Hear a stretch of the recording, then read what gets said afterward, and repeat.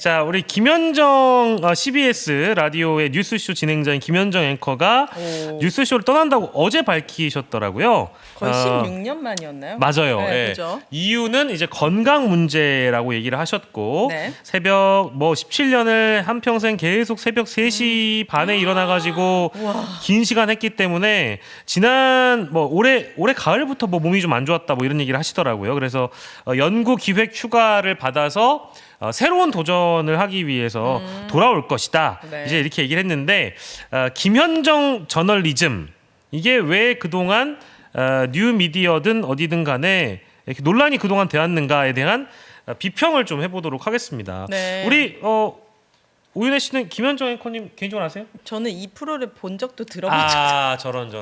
없었어가지고. 자주 출연하시는 매부쇼에서도 김현정 앵커님 굉장히 또 좋아하잖아요. 아, 그래요? 농담.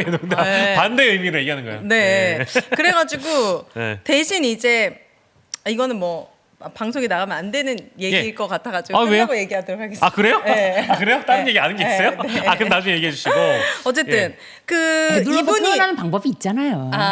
그래요. 그래요. 네. 어쨌든 이준석 씨를 조금 애착한다, 애정한다. 네. 이런 소문은 들었어요. 음. 그래서 조금 유리한 이렇게 방송에서 얘기를 한다거나 이렇게 좀 얘기를 할 수 있는 자리를 별명도 만들어. 생긴 거 아니에요? 그래서 네, 준성맘이라는 준성맘이라고. 별명이 있죠. 네네. 근데 정말 그걸 듣고 보시는 분들은 그렇게 느끼셨나요? 뭐 실제로 그 허은하 대표가 밝힌 거랑 이런 거랑 전체적으로 네. 보면 그런 의혹을 살 수 있겠죠. 네. 게다가 이제 거기에 대해서 저는 그런 게 있어요. 사실 허은하 지금 비서관이죠. 허은하 네. 국민소통 비서관도 그렇고 사실 많은 방송 활동하시는 김용남 전 의원도 그렇고 한때 이제 이준석과 함께 손을 잡았었잖아요. 이준석이 모르겠어요. 뭐 때문에 손을 잡았었는지 본인들은 뭐 청년이라는 이유로 뭐 때문에 하여간 당시 이준석의 손을 잡았던 과거가 있지만 그럼에도 불구하고 이준석이 잘못했을 땐 잘못했다고 또 지적을 하면서 이제 손절을 하는 모습이 보여지지 않았습니까? 그런데 예를 들어서 김현정의 뉴스쇼 김현정 PD가 이준석에 대한 뭐 때문인지는 모르겠지만 뭔가 애정하는 마음이 있었다면은 그게 자신들은 밝혔다라고 하지만 석연치 않은 부분들이 남아 있었거든요. 이제 뭐 그래프를 그대로 썼다라고 하는데 아니다. 우리가 준비했던 그래프가 원래 있었다라고 하지만 석연치 않은 부분이 지적이 됐고 또 한 가지가 이제 김현정 뉴스쇼에서 썸네일로 사용했던 그 많은 썸네일이 거의 이재명 대통령에 대한 그냥 비하 수준의 발언을 그냥 국힘당 누군가 나와서 그 얘기를 하면 그걸 그대로 썸네일에 그냥 다 박아버리는 거예요. 그 쇼츠를 다 그렇게 뽑아요.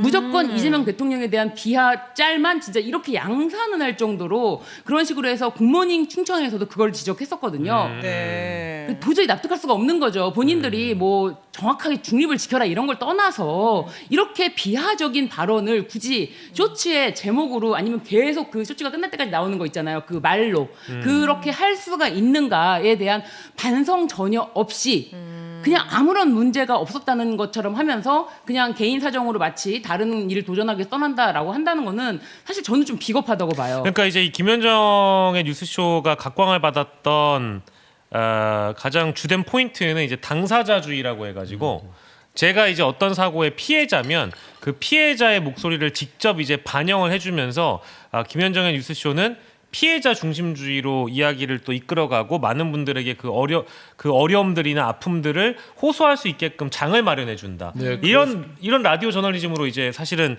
부흥했던 거거든요. 네. 근데 라디오 프로그램이 유튜브 매체와 이제 결합을 하면서 뭐랄까 실제 이 뉴스 저널리즘이 아니라 약간 쇼 저널리즘처럼 되어버려서 어떤 정치 스피커가 조회수가 더 잘 나오는지 이제 이쪽에 좀 더 몰입하는 한계가 있다 보니까 이준석 같은 빅스피커를 계속해서 다수 초대해줬던 것도 사실이고 이제 그런 의혹이 있었는데 지지난 총선 때였습니다. 그게 이준석 의원 쪽에서 당시에는 이제 야인이었는데 네. 이준석 캠프나 이준석 보좌관 비서하시는 분이 김현정의 뉴스쇼 쪽에 찔러줬던 여론조사 자료가 여론조사. 뉴스 토마토의 원본 자료가 아니라 네. 어떤 커뮤니티 쪽에서 약간 뭐랄까 가공한 것으로 보이는 그러니까 이제 본질은 그거였죠. 유승민 이준석 신당이 윤석열 신당보다 낫다라는 여론조사를 한 거예요. 높다, 괜찮다. better than 윤석열 신당이었어요. 그래서 원래는